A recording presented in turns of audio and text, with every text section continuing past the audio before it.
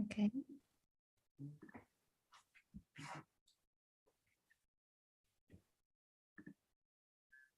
Alright, suntem live.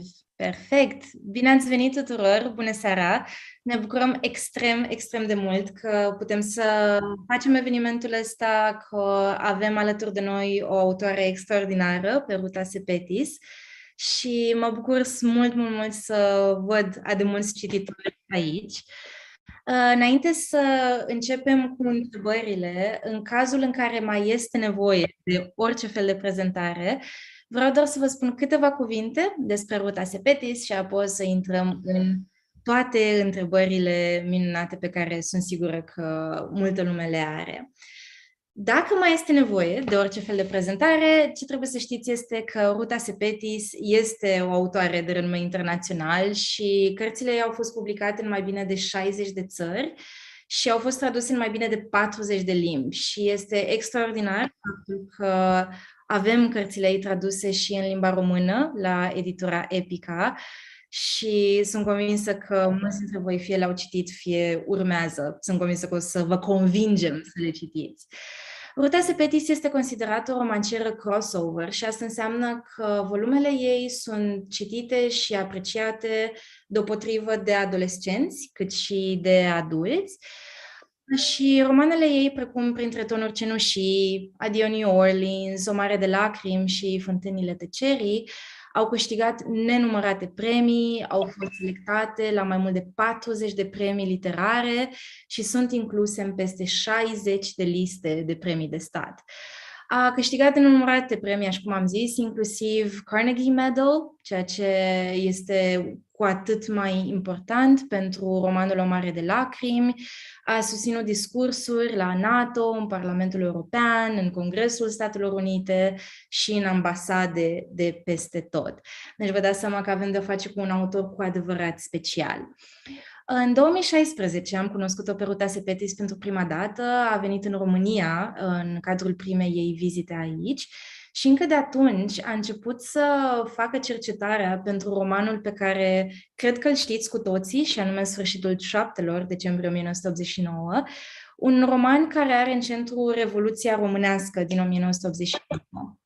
Multă cercetare, multe întâlniri au avut loc pentru romanul ăsta și se vede. Când citim cartea e foarte clar că a fost extrem de bine cercetat și documentat.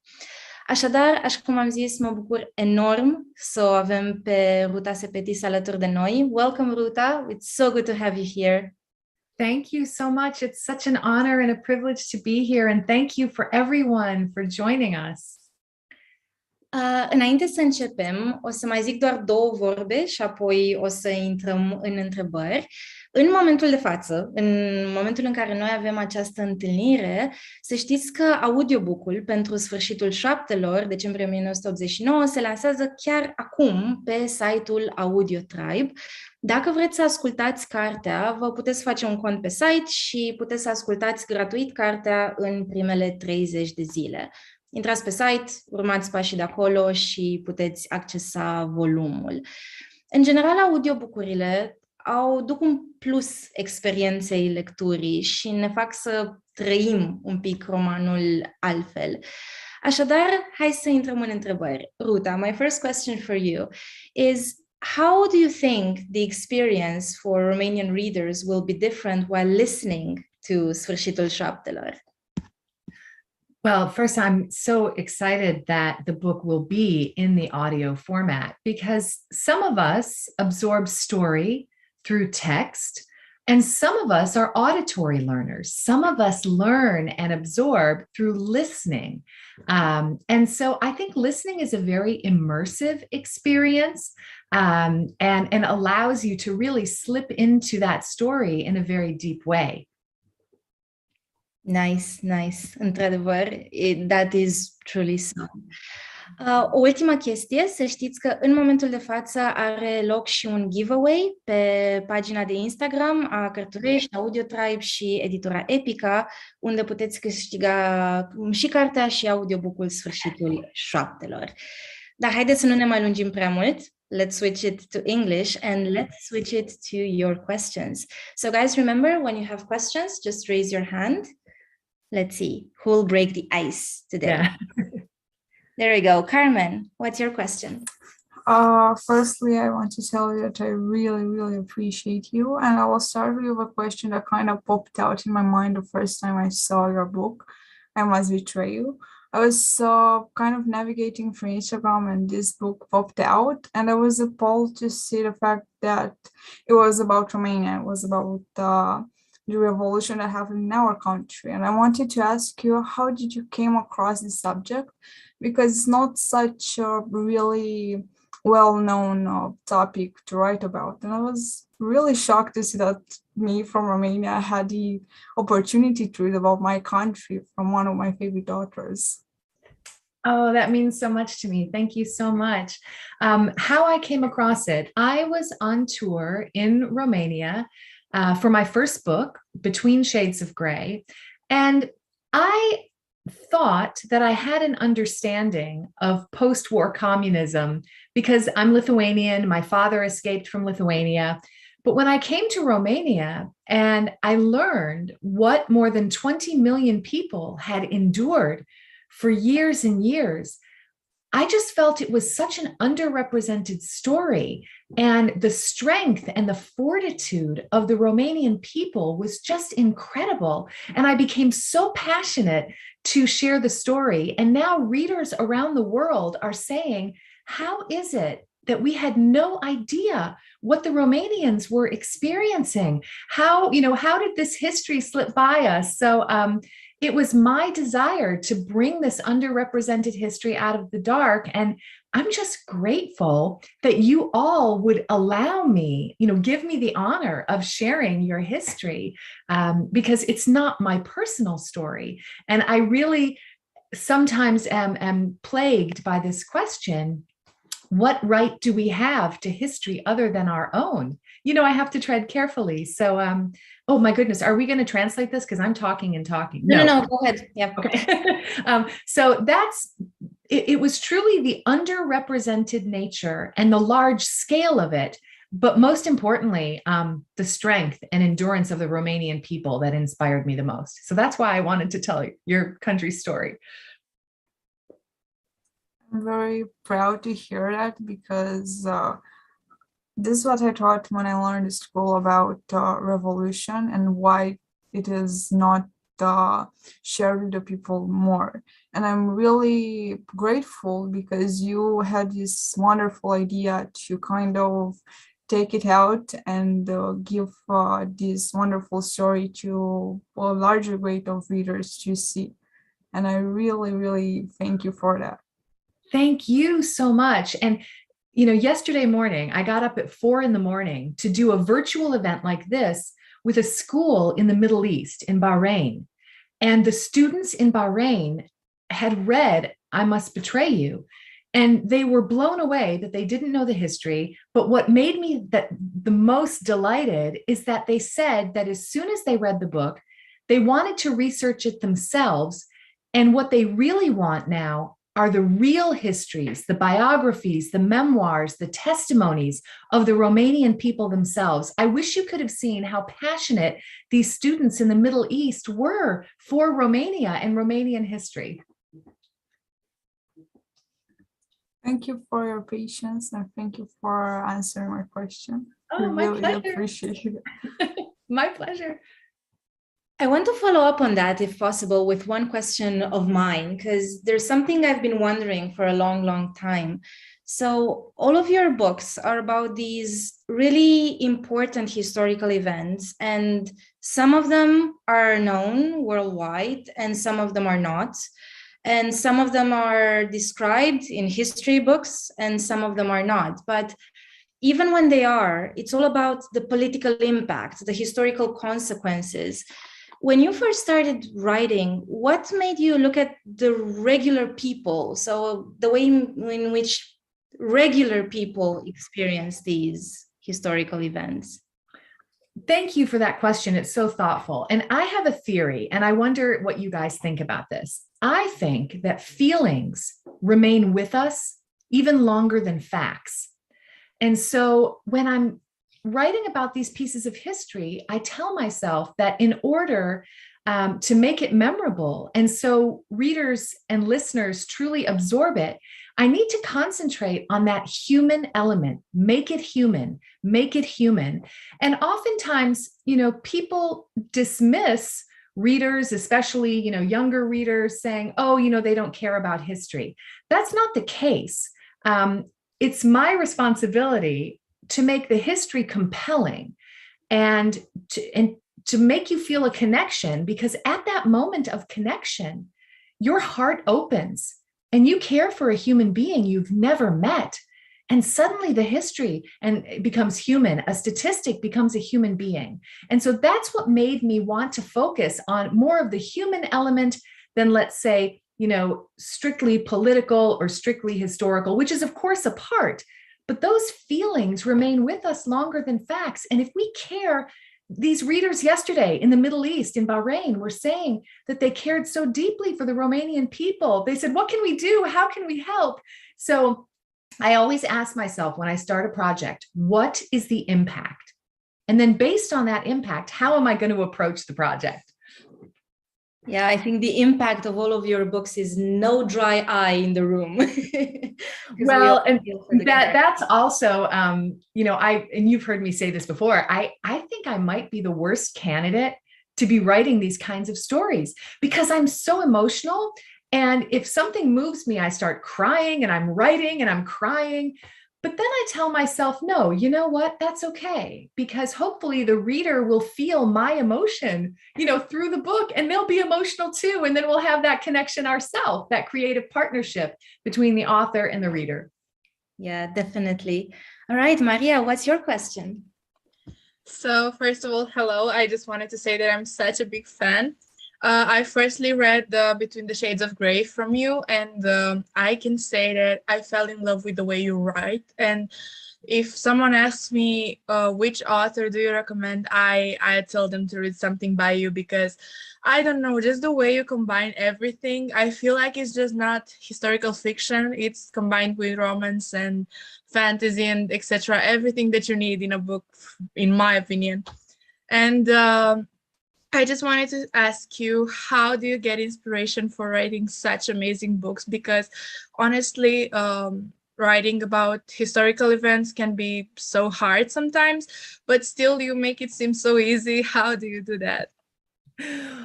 Well, first, I have to thank you so much for those lovely words, but I also have to point out that I owe a huge debt of gratitude to my Romanian translator, who's bringing my stories so beautifully, every single one of my books, to Romania. She is not just a translator, she's my co-writer. To actually translate a book, it's such hard work. And I think that translators are hidden heroes. So I have to, say thank you so much to my translator, Gabriella. But so how do I do this? Well, I find inspiration in the most unlikely places. And I find story in everything. And this is the way my mind has always worked, even since I was a child. When I was a child, if I went to, let's say someone had, we call them here a garage sale, where someone is selling things and they're, selling their family's items. And even as a little girl, I would go, and at one of these sales, I would see a pair of shoes. And I would look at the shoes, and a story immediately came to me based on how the shoes were worn, where they were worn down. And I would make up these ideas, this character. She danced herself to death. She danced her life away. And I was a little girl. And fortunately, my parents were so encouraging. They didn't discourage it. They said, sure, the world is full of stories. And I saw story everywhere. And so then I worked for many years in the music business, helping songwriters write songs and helping rock bands plan tours. And that's a story. A song is a 3-minute story. So I think my approach to writing is different than some authors because it's very story-based. And in a story, as you pointed out, there can be hardship, but there's also hope. those juxtapositions go together. And for those of you who are writers, you know, this is like the oldest technique in the book, the device, Beauty and the Beast, right? These juxtapositions, love and war, strength and struggle. And so when I'm evaluating and looking for stories, I'm looking for stories that have those juxtapositions. And the history of Romania is so full of beautiful juxtaposition. I mean, you see, and I wanted to show that in the book. So we have this dictator, Ceausescu, and we have this young guy, this teenager who has purity of heart. And you put like, you know, an honest, you know, passionate teenager up against this regime. That's where you get the friction and the rub. So in looking for these stories and in trying to express them, I'm looking for those elements because I think that, you know, that old saying, we have it here, opposites attract. I don't know if you have that saying in Romania, but opposites attract because they illuminate each other. If you have very similar things facing each other, you know, but if you have opposites facing each other, the energy sort of illuminates the other. And so in building these stories, that's what I'm looking for. And I'm telling you, it's happened since I was a child. I see these stories absolutely everywhere. I'm at a coffee shop, I'll be at Starbucks, and someone will run in and stop and then run out. And it's a book. I'm creating a book on the spot. It's not always so good because I make up a story around everything. But that's kind of a little bit of my technique, is saying, what if? Those two words, what if? Yeah. And that's the Kickstarter. Thank you very much. It was so lovely for me to have your answer. Oh, thank you. Speaking, Ruta, of finding stories everywhere, Andrea has a question here in the chat box, and she's asking whether you'd see yourself writing about what's happening in Ukraine at the moment, or if that's something that you're considering at all in the future. Yes, and of course, and it's interesting because I had wanted to write about Ukraine for many years. My grandmother, when she was 3 years old, she moved from Lithuania to Ukraine, and she lived there for her entire childhood and did not come back to Lithuania until she was 16 or 17 years old. So that Ukrainian history is part of my family history. And I've been very passionate to write about it, especially now, what's happening now. And the narratives that are coming out of Russia, trying to define and redefine the history. I feel more passionate than ever to share the truth. So yes, I'm hoping to write about that. We're looking forward to that. Good. Right, Daliana, what's your question? Hi. Good to see you. First of all, I want to say that I was very surprised by your book because I am a huge fan of history fiction, but always the books are boring, but your book was so good, and I want to finish very fast because I want to know how it ends, and this was so surprising me. I started and I didn't know that it's about Romania. I see the flag on the cover, but I don't know, maybe it's a coincidence or something.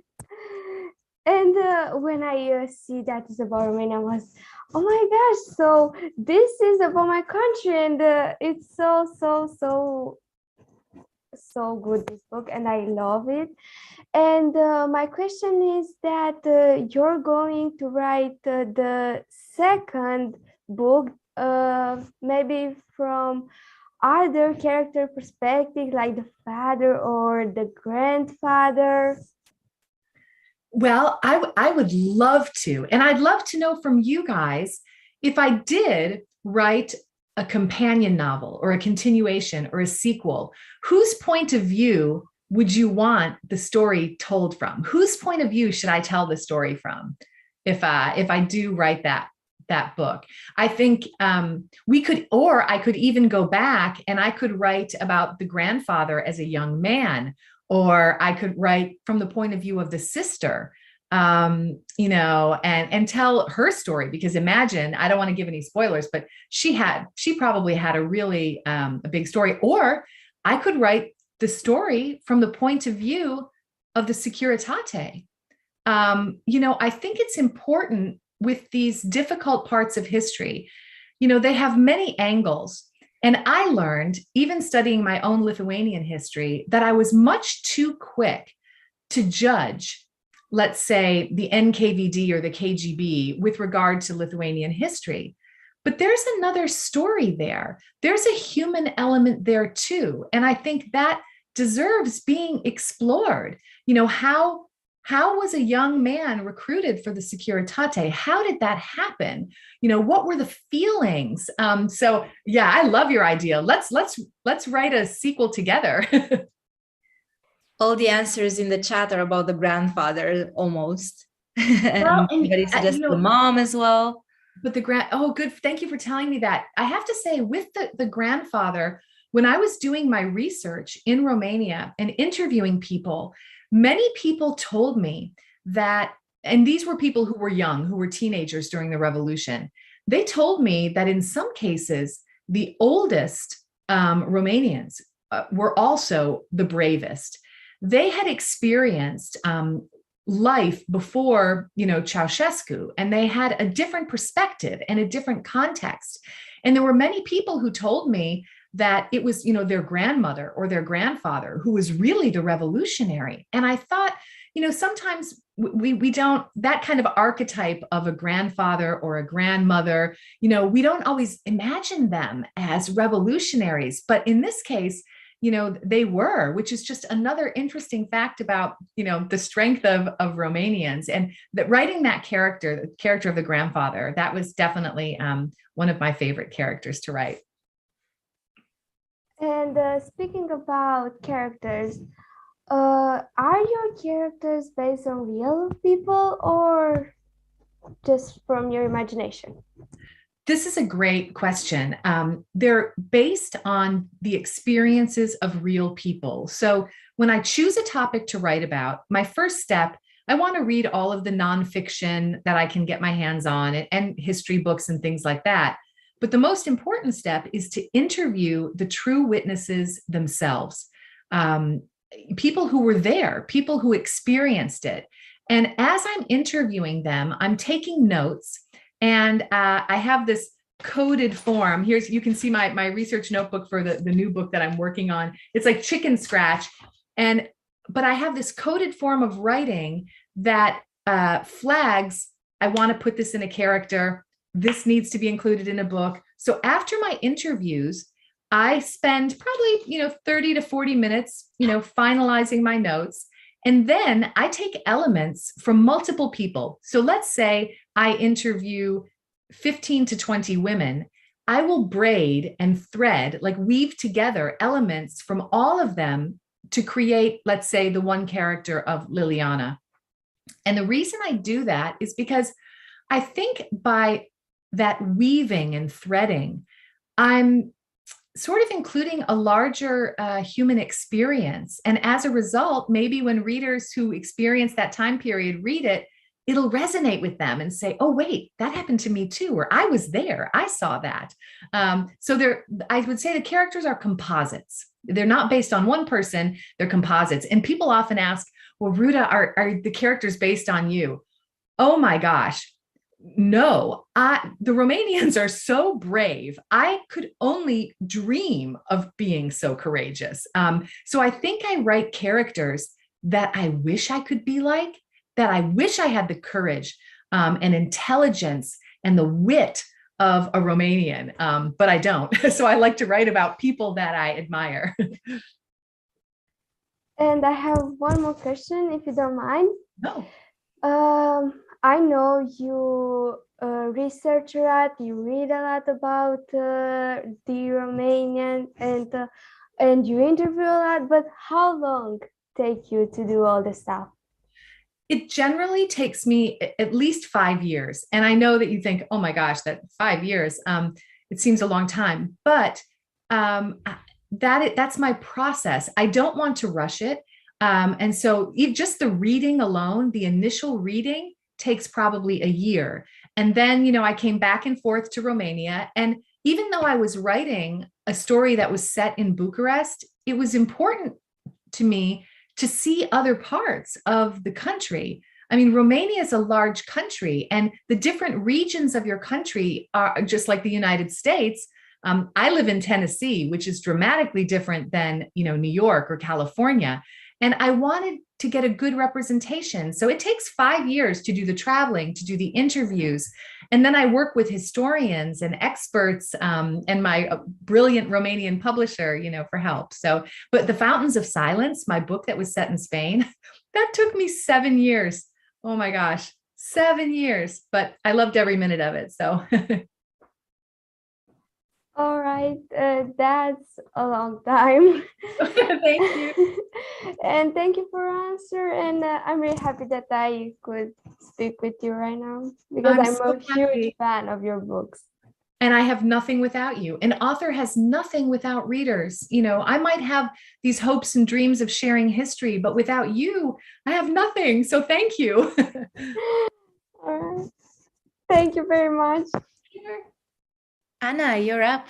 What's your question? Hi, Ruta. I'm so happy to see you. I'm also a very big fan. I wanted to ask you, what are you going to write about next? Like, are you? So I have a couple of books on tap, and then I have a list of over 20 ideas that are sort of percolating. But when I was finishing I Must Betray You, you know, the book that's set in Romania, I have one trip left to Romania, and because of COVID, it was canceled. And so I had to finish I Must Betray You without that last trip. And then for 2 years, I wasn't able to travel. And so I had to sort of change my schedule around because I wasn't able to research. And something amazing happened. A new book came out of it that I didn't expect at all. When I meet with readers such as yourself, oftentimes I realize that every single one of you has a story to tell. And you might not, you know, want to publish a book. You might not want to be an author, but you have a story. Your family has a story. And I want to help you archive and preserve that story. So my next book, which is coming out maybe a year from now, it's called You, the Story, a writer's guide to craft through memory. And I help you open the door to your memory and revisit experiences and write about them. And so we examine plot and characters and setting and dialogue, you know, and writing through emotion. And it was such a fun book to write. And it was also, you know, kind of vulnerable because I had to share some of my own stories in the book. And my publisher said, oh, wow, you know, I'm not sure if we should share this. And I said, yes, I'm encouraging, you know, the readers to write about their experience. So I have to share a bit about mine. So I'm really excited about that book, and it comes out next year. Yeah. And then the other book I'm writing about, which is supposedly top secret, so I can't talk about it, but I'll just say it has something to do with, with spies. That's all I guess I can say. has something to do with spies. And I have like one more question. Did you ever write, or at least like write a book but never finish or never want to publish it? Yes, and that's a great question. And I think that's really natural that we have an idea, we get very excited about it, but then we can't get it across the finish line. Like in the middle, we get stuck. Or yes, I have many ideas like that, and I never throw them away. When my friends who are authors tell me, oh, I burned the manuscript, I'm horrified, because I think that we can always go back. I learned in songwriting, we can always go back to those ideas. We can combine them with something else. And we might get stuck at one point, but then when we revisit them later, you know, maybe we know exactly where to go with it. But yes, and so for me, there's a difference between, let's say, getting stuck or losing the passion for an idea versus writer's block. For me, writer's block is about fear. For me, if I have writer's block, I'm scared of something. I'm scared that no one will like it. What will people think? I'm scared that I'm not good enough. I have what we call imposter syndrome. All of a sudden I think, why would someone buy my books? This is crazy. Who said I was a writer? So for me, writer's block is about fear. And I just have to change gears, and I have to step away from my computer or, my writing pad and go and take a walk or go listen to music and untangle my brain in a different way to get rid of writer's block. Yeah. And I have one more question, the last one. Do you have any tips for starting to write your own book or anything like that? Yes. I think people, for some reason, the word writing is a bit daunting, but the word story is not. Why is that? Why is writing, it's sort of intimidating, but story is really not. It's inviting. So I want you to think of it as story, not necessarily as writing. And I want you to give yourself permission to fail.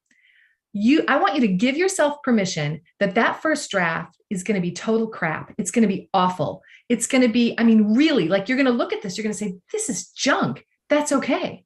It's not the final book. And revising is easier than writing. So I want you to just give yourself that permission to fail. If you could see my first drafts, they are so terrible. You would say, wow, Ruta, you're a really bad writer. And it's true. I'm a bad writer, but I'm a good rewriter. And so give yourself that permission to fail. Don't put too much pressure on yourself, and think of it as story, not writing. Yeah, thanks. Sure. That's great advice. Simina, what about your question? Hi, thank you. Hello, Ruta, and congratulations on your work. Apparently you did a great job arousing the curiosity in the younger generation and about their own history. And that's what I wanted to ask you about, because you come from a Lithuanian family, and your book Between Shades of Grey talks about the Lithuanian history. And I remembered also another Lithuanian story translated. It's called Siberian Haiku. It's a graphic novel, recently translated into Romanian. And we already have two stories of two Lithuanian related authors. So I was curious if it's a trend or a mission for writers coming from that country to kind of tap the shoulder of the younger generations to tell them, don't forget about your past. Yes, and thank you for that question. And Siberian Haiku, that graphic novel, is absolutely stunning. I did not know that it was published in Romania. That's incredible. It's such a beautiful book. And the answer to your question is yes and no, meaning I think that there has been an intentional effort to bring stories from the Baltics, from Lithuania, Latvia, Estonia. For 50 years, those three countries weren't even on the map. It just said Soviet Union.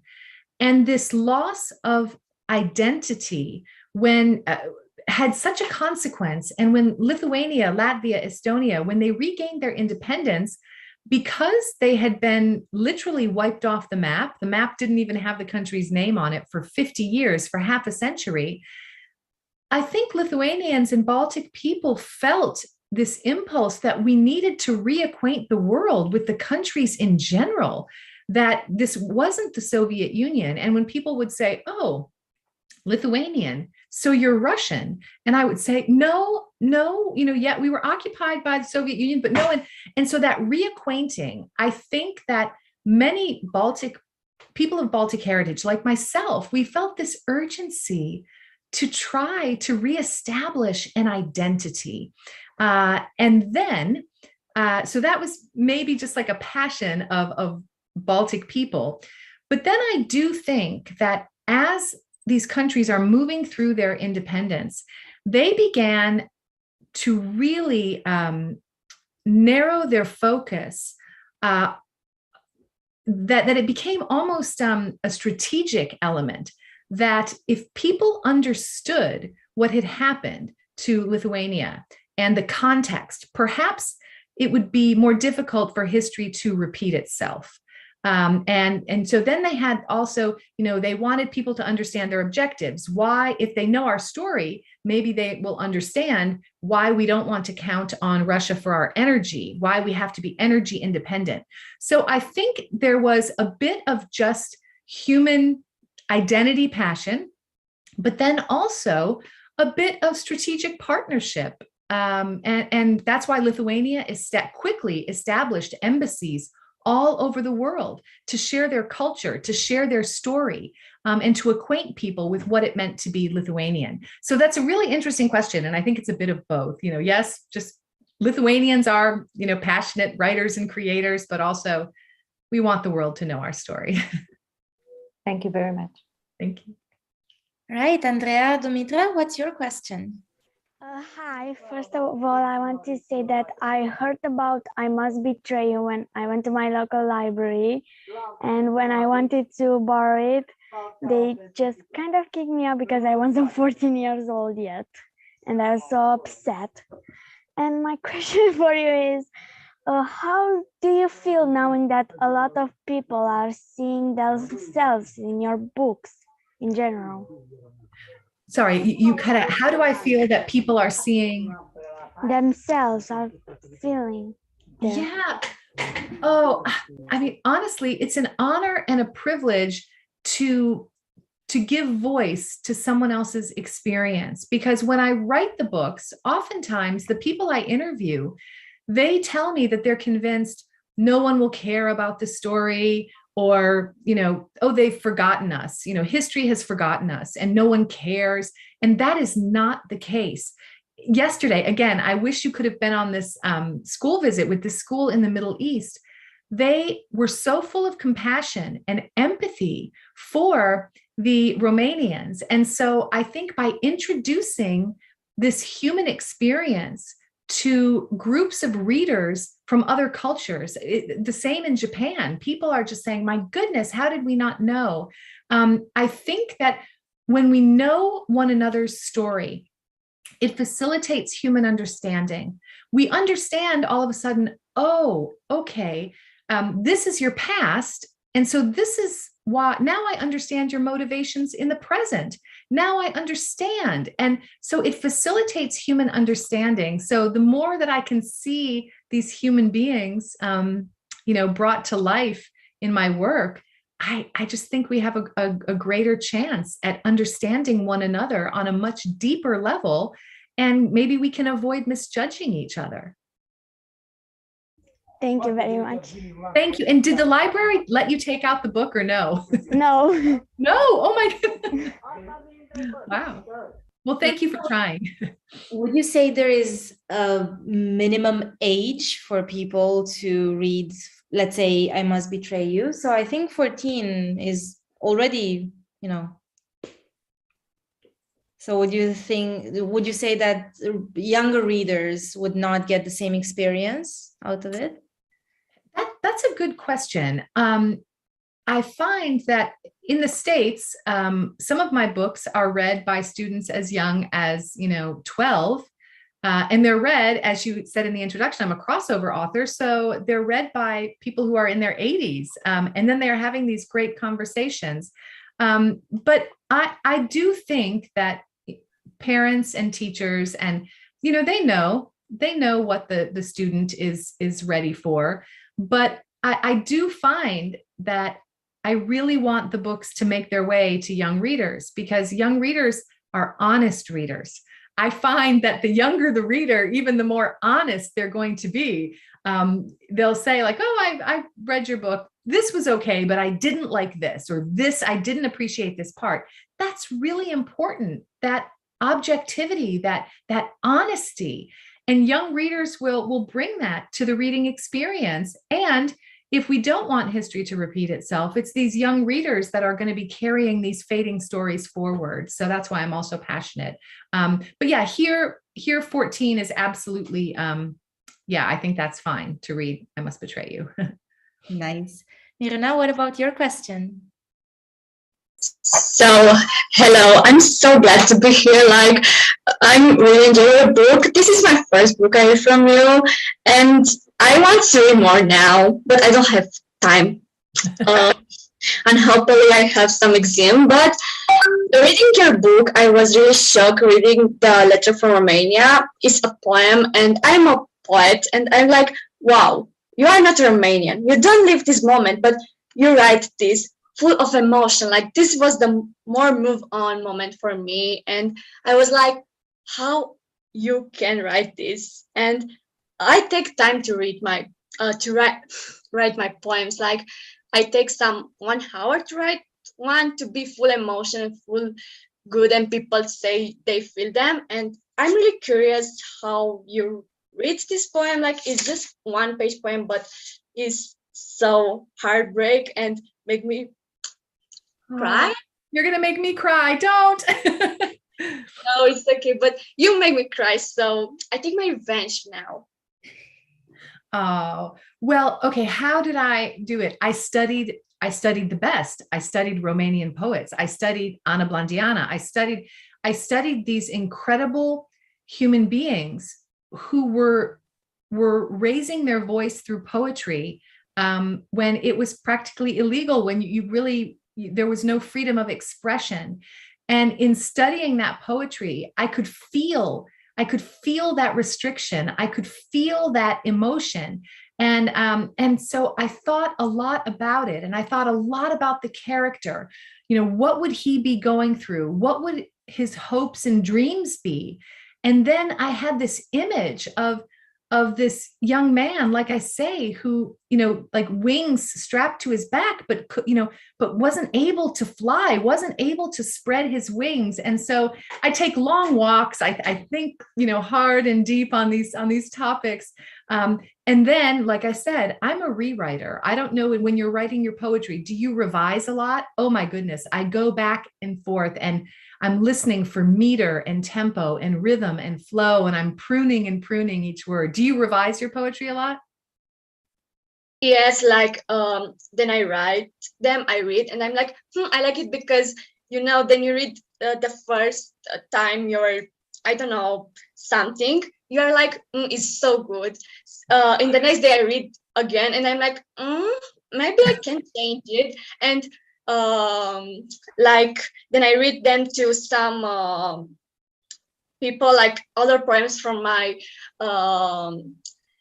town. They're like, this is so good, and I'm like, no, I don't like it. This, like, is some is, I don't know, I don't like this, and I don't like this, and they're like, I love this. And I think you are same, because everyone, then I ask them, if you like what you write, they are like, no, I think it's done that good. You write more better than me. And I'm like, no, you write more better than me.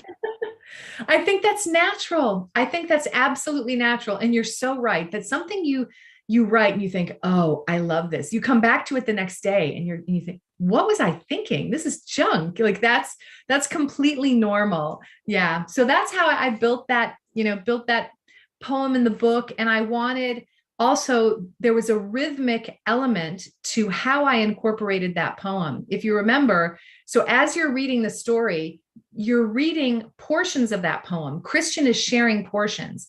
So when then near the end of the book, when you read, you hear, the entire poem, it has almost like a refrain. It's coming back. It's, you're hearing what you've already heard. So maybe it has even more of a punch and more powerful. That's sort of like a music element where you hear a chorus, a verse and a chorus and a verse and a chorus. Yes, that's feel like these paragraphs from poems, because I read them again and again. I'm like, oh my God, this makes much sense now and now. And it's like a thriller movie, your book. That was I feeling read it, because at the beginning, action is kind of normal.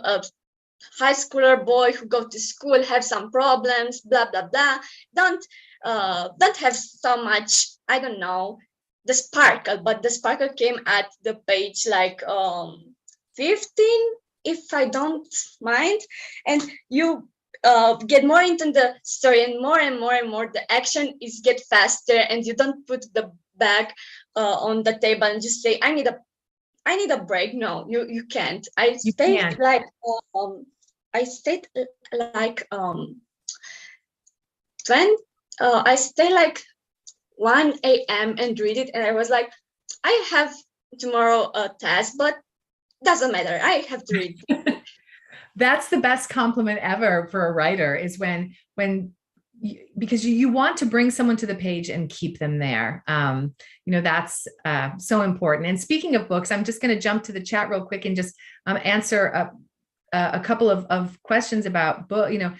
What's your favorite book? Oh my gosh, that's so hard to answer. How can I, answer my favorite book, especially if it's like a book of mine? It's like a child, you can't. But I do love. I love thrillers and I love mysteries. I love fantasies. So I like to read in a lot of different genres. Someone asks, what kind of music do you listen to? Do you have a favorite song? I listen to a lot of different music. Often when I'm plotting and coming up with ideas for books, I'll listen to instrumental music. And that allows me, if I'm listening to instrumental, there's no lyric to pull my attention or distract me. And I create plots and stories as I'm listening to instrumental music. It says, have you ever felt too tired or exhausted to write for a long time? Absolutely. This is a super important question. We get burned out. That's natural. We get emotionally burned out. We get physically burned out. And self-care is so important. You have to give yourself the space and the grace to say, okay, I need to take a break. And that absolutely happens to me. And when that happens, what I do is, for me to go inside, I go outside. And I'll take a hike, I'll go out in nature, I'll walk through a garden, and I'll just do that for a week or two to really separate myself. So those were, I saw some of those in the chat, so I thought I would, I would answer those. That's great. Sarah, I think you also have a question. Yes, thank you. So growing up, what was your favorite genre? I'm sorry. Yes. What was your favorite genre? Were you more keen on reading historical fiction or? No, historical fiction for me, I thought it was boring. So and if someone would say, oh, there's this great historical book, I would think, okay, is there any kissing in it? Or, is there any romance? Or I wasn't as interested in historical fiction. And maybe that's also now my passion, to combine history with these other elements that we've discussed. It's more of an elastic genre. But growing up, when I was very young, I loved humorous books and books with really quirky characters, like books by Roald Dahl, who wrote, James and the Giant Peach and Willy Wonka and the Chocolate Factory. These very highly imaginative books, but also books. Roald Dahl did this so well in Matilda and in Charlie and the Chocolate Factory and James and the Giant Peach, where young people are fighting against unsavory adults or prejudice, and he had a really unique way of combining humor and these eccentric characters. So I read a lot of Roald Dahl. And then as I went on, I got into sort of like this gothic noir, like Daphne du Maurier, who wrote The Birds and Rebecca and these books that were just so atmospheric. And so, I loved all of those books, but it's funny, I did not read historical fiction when I was a teen. Don't tell anyone that. And when you first started writing, were you like, oh yes, I'm going to write historical fiction, or were you more interested in something else at first? I'm so glad that you asked this, because my publisher, they say, oh, well, no, don't tell that story. Yes, I want to tell this story. I think my publisher wants people, and not my Romanian publisher, my publisher in New York, wants people to think that I've always, been this historical fiction novelist. No, you know how I said, give yourself the courage to fail. My first book was not historical fiction. It was for much younger readers. And it was like the books I loved when I was a kid. It was a humorous, mystery for much younger readers. And I was going to these writing conferences and having consultations with editors and agents. And there was an editor who actually liked it and said, I want you to send me the full manuscript. I didn't have the full manuscript. I had only written 2 chapters. I took the 2 chapters and she said, I'd like to see the whole book. And I thought, oh my gosh. So I did write the book, but before I sent it to the editor, I thought, I'm going in the United States to sell a book to a publisher, you need an agent as a middleman. I know in some countries it doesn't work that way, but in the US it does. So I queried some agents saying, hey, look, this big publisher has requested this book of mine, this middle grade humorous book. And the agent said, send it to me. And he said, if you have anything else you want me to see. Well, I had written 3 or 4 pages of Between Shades of Gray for a conference. And it was very different than this middle grade book that this editor wanted to see. But so when I sent my work to the agent, he called me and he said, this book, this funny book for younger readers, he said, yeah, I can see why the publisher's interested. And he said, but, there are a lot of books like this. And he said, it's kind of derivative. And he said, are you a fan of Roald Dahl? And I said, yes. And he said, yeah, I think, you want to be Roald Dahl. And there's only one Roald Dahl. I said, yeah, good point. And he said, but these pages, these lonely pages of Between Shades of Gray, what was Between Shades of Gray, he said, that's your authentic voice. He said, Ruta, I feel your passion coming through so deeply and so loudly in this historical fiction. If you want a career in writing, I think that you should follow your heart and you should write this historical story. So I was really at a crossroads. I had a publisher who was interested in seeing this manuscript that I spent years writing. And I threw it away. I didn't throw it away. Like I said, don't throw it away, but I put it away. And I wrote Between Shades of Gray instead. And I'm so glad I did. It takes us a while to find our authentic voice. And that can be in writing, in any creative pursuit, as a painter, it takes a while to find that creative source, that home. And it just so happened that mine was in historical fiction. And do you know that agent who told me, he said, you should write this book. I said, if I do, will you represent me? And he said, no, I'm much too busy. And he's a really famous agent. And I thought, oh man, because he was super famous. I thought this would be great to have this agent. And do you know now? He is my agent and he's been my mentor for many years. So it's a really great story, but I credit him for that guidance to help me find my true voice. So. Nice. That is a beautiful story. Guys, we only have around 15 minutes left. So let's take as many questions as we can. So, and I'll give faster answers. I'm sorry. And let's keep it to 1 question per person so that we can reach everyone, if that's all right. Joanna, you're up. Okay, thank you. So first of all, hello. I would like to just make it quick and say that my journey with your books began back in 2019 when I read The Fountains of Silence, which I have read. But I also have the rest of your books, including I Must Betray You, which I read like the same day it was published. And my question would be, would you consider writing a book about life after a totalitarian regime? Because there are many echoes of fear in society and people require a lot of resilience. And I think it would make quite an interesting story. Oh, I think this is such a beautiful question and such a beautiful thought. Yes, I would, because to your point, we write about the hardship, but then we don't, the hardship during this oppression, but there is such hardship in regaining independence and regaining identity. There are so many stories there of resilience. So yes, I absolutely would love to write a post-totalitarian book for sure. Thank you so much for answering my question. Thank you for asking such a great question.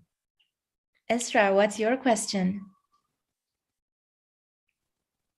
Hi, first of all, I want to say I'm such a big fan. I've harassed all of my friends for years to read mostly Between Shades of Grey because that's the first book of yours that I read. But I wanted to know if you had any recommendations for books specifically on craft and writing, because I think a lot of people here would love to get started and don't really know where. Yes. Oh, and this is a great question. So some of the books that I'm going to recommend, though, aren't necessarily even about writing. I would say they're about finding creative courage, because, you know, as if we're creating something, we're, as I said, incorporating our vulnerabilities, and we're kind of opening the world to us and saying, look, here I am. And that's a scary thing. So there's a book by Elizabeth Gilbert called Big Magic. I have to look on, Big Magic. And it's about creative courage. So I would say, you know, read that book. But then in terms of books on writing, Stephen King has a classic book called On Writing. And I found so much inspiration in that book. Then there are other books, and I'm not sure if they're published in Romania, but certainly you can find them. Books by Natalie Goldberg. She has a book called Writing Down the Bones. And there are so many immersive creative prompts in that book that will help you kickstart your stories and help you if you're at a point where I call it the heavy middle, the soggy middle. So I would say Big Magic by Elizabeth Gilbert, Stephen King on writing, and then see if you can look up Natalie Goldberg's books. And I can't wait for you to read my book on writing. And maybe sometime in the future, we can do a workshop together, a writing workshop. Oh, that would be amazing. Thank you so much. And I'm very excited for your book on craft, because your stories are so well crafted. Oh, thank you so much. I can't wait. I can't wait for you to read it. And I'm also kind of nervous, you guys, because there's some of my own story in here. So that's a bit scary. And all fingers crossed that you actually get to come here so that we can have this workshop in person rather than online. Absolutely. No, we have to do it in person, and I would love to. Yes. Andrea, how about your question? Yes, I will try to talk quickly. You say you like to read mystery or thriller. Do you want to write about that? Oh, I would love to, and that's one of the many beauties about historical fiction. I can genre blend and genre bend. I could write a historical romance. I could write a historical mystery. I could write a historical fantasy. And the other great thing about history is that it's multifaceted.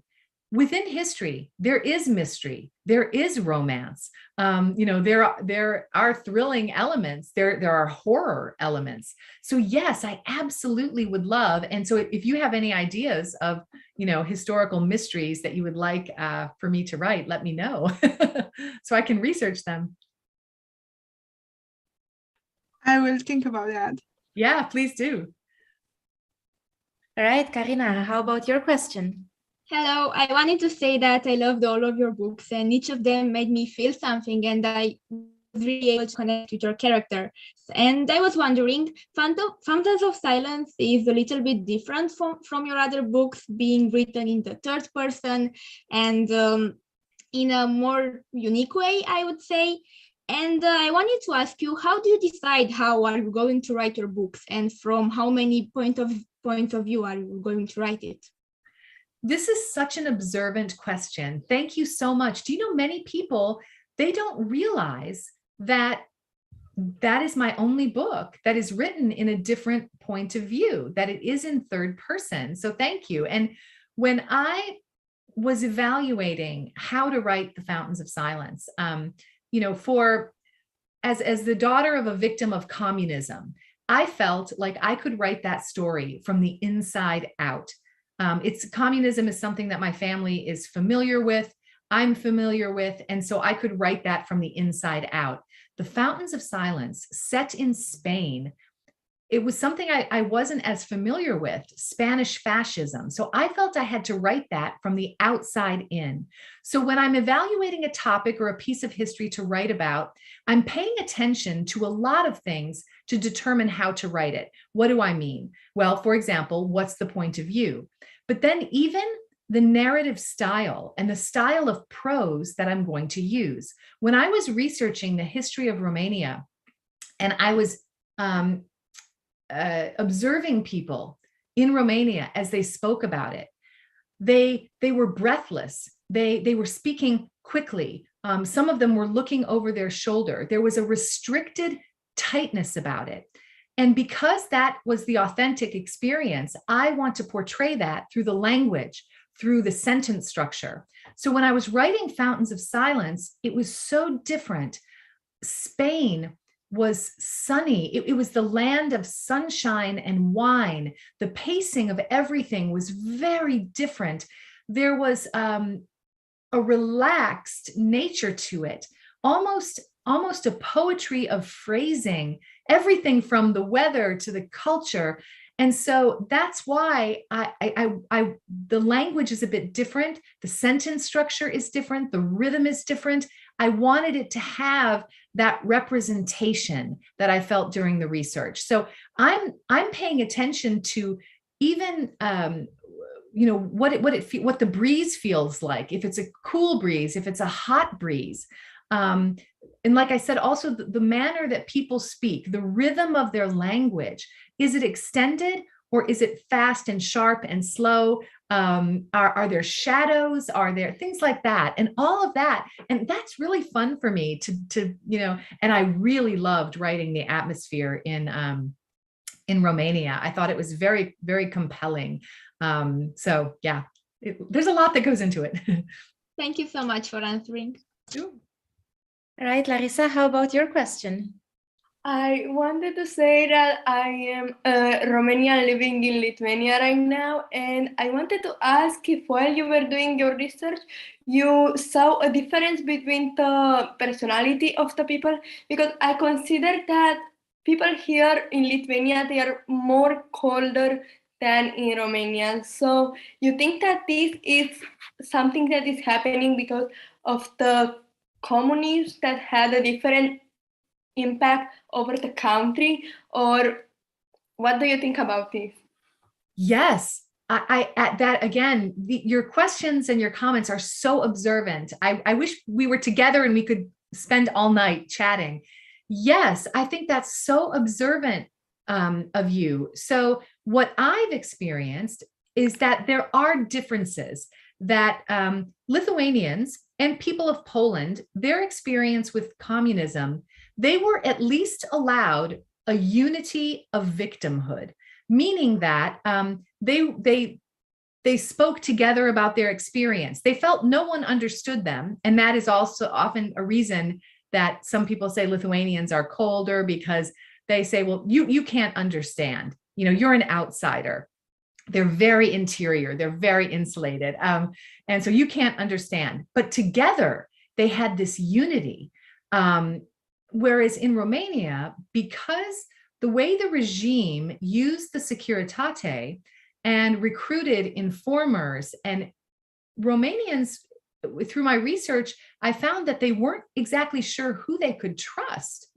And so that interior network perhaps was, they were a bit more cautious and they were a bit more prudent and evaluating, but so warm and so generous and so warm and generous to outsiders. Romanians were so warm to me, whereas I'm Lithuanian, and sometimes Lithuanians tell me, you're not a real Lithuanian.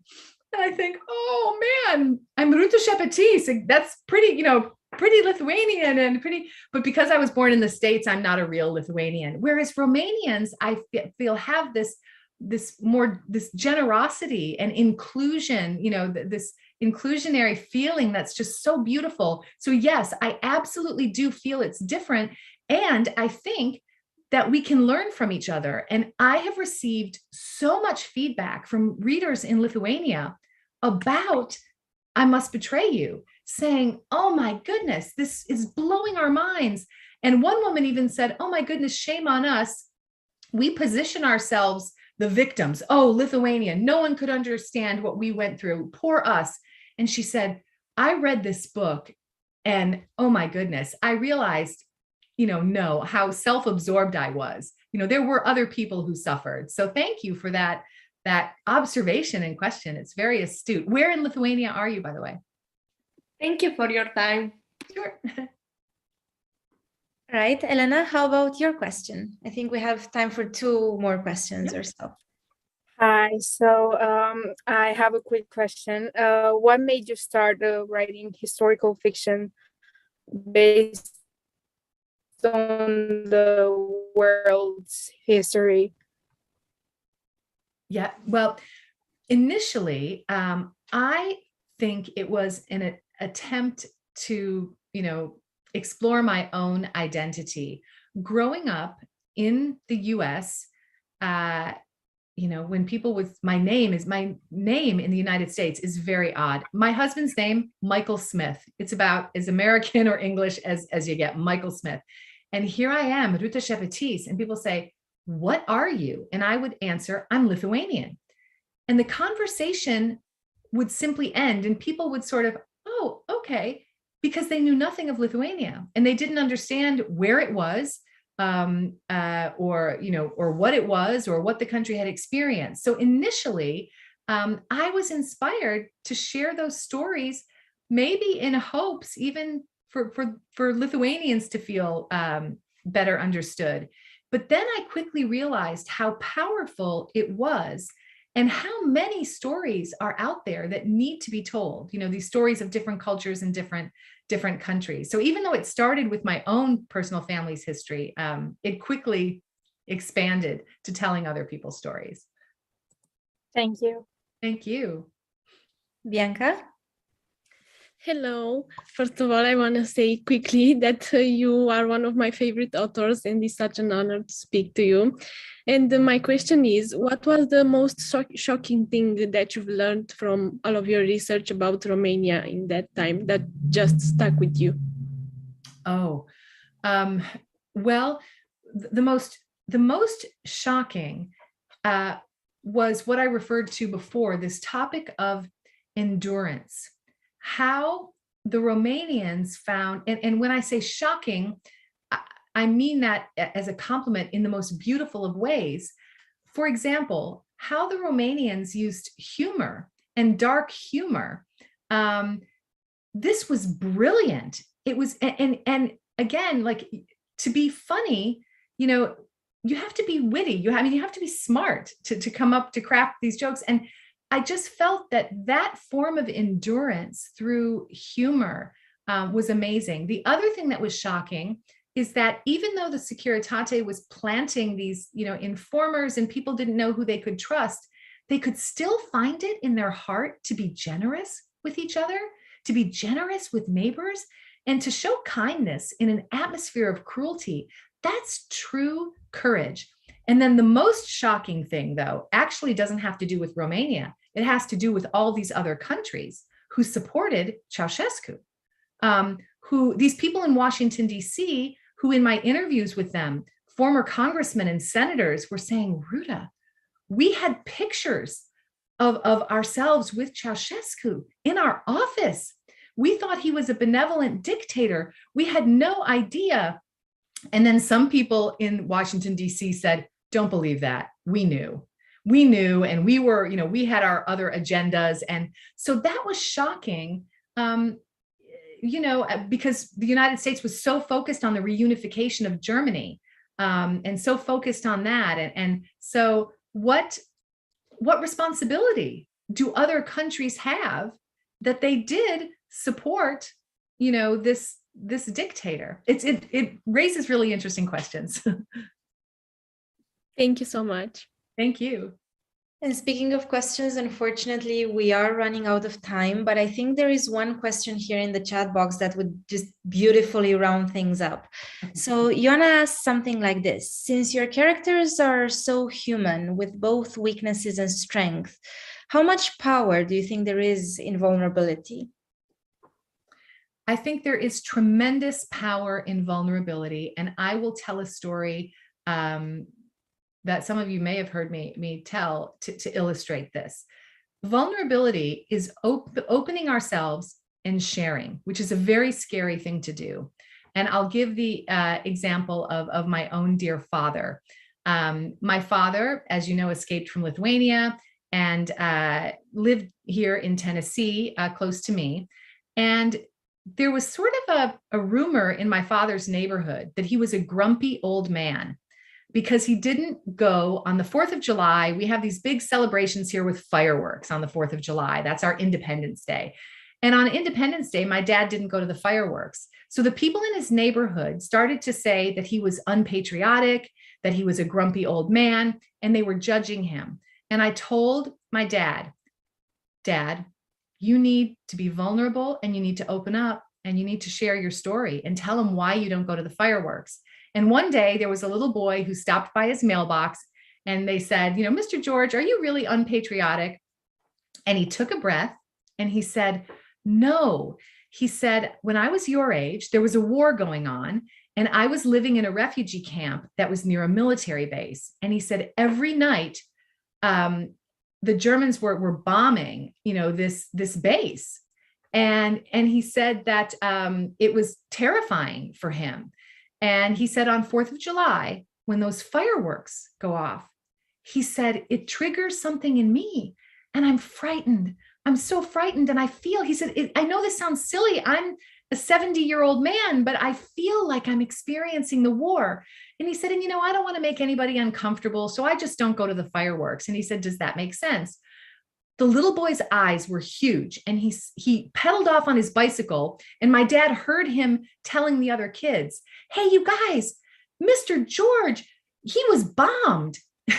And the kids told other kids, and the kids told their parents, and the parents told their parents. And the atmosphere around my sweet father, it went from criticism to compassion just because they knew his story. He had found the courage to share his vulnerability that, yeah, you know what? I still get frightened about what happened years ago. That lives in me. And when he shared it, oh my goodness, the chemistry changed entirely. People would come to his door and they'd say, Mr. George, we just want to let you know there's going to be some, you know, loud noises over here. We don't want you to be scared. It's not bombing. I mean, and he would laugh and it connected them in a way that was so special that made my dad human. All of a sudden he was a human being, not just some man they had heard a story about. So I think, you know, it's so important, as I say, at those moments of connection, when we feel like we understand another human being, our heart opens and we can then use our greatest tools as humans, empathy, compassion, you know, and we can help restore a little bit of human dignity to those who went through some very difficult times, like people in Romania, you know, the older population, they went through very difficult times. So thank you for asking that question. It is a nice question to, you know, to end on. And thank you so much, Irina, for moderating. It's always so good to see you. I'm so grateful. But can we please do this in person? Can we please co-write a book together? Like we can all get together and, and write a book. I would love it. Definitely. We're so looking forward to seeing you here in Romania. And I know that so many people have so many other questions, but I'm sure it will be even more fun to ask them and get their answer in person as well. I would love it. I would love it, love it, love it, please. Or come to Nashville. All right, guys, I think that will be it for today. Thank you so very much for logging in and for all of your amazing questions. Ruta, once again, thank you so much for doing this. Oh, it's my honor and privilege. An author has nothing without readers. Thank you for you know, giving me permission to share the story of your incredible country and incredible Romanian people. And again, I look forward to next time. And remember, guys, that Ruta Sepetys books can be found here in Romanian as well at Epica Books and, of course, at Carturesti as well. So thank you all so very much for this wonderful evening, and we'll see each other soon. Goodbye, everyone. Bye. Bye. Bye. Bye.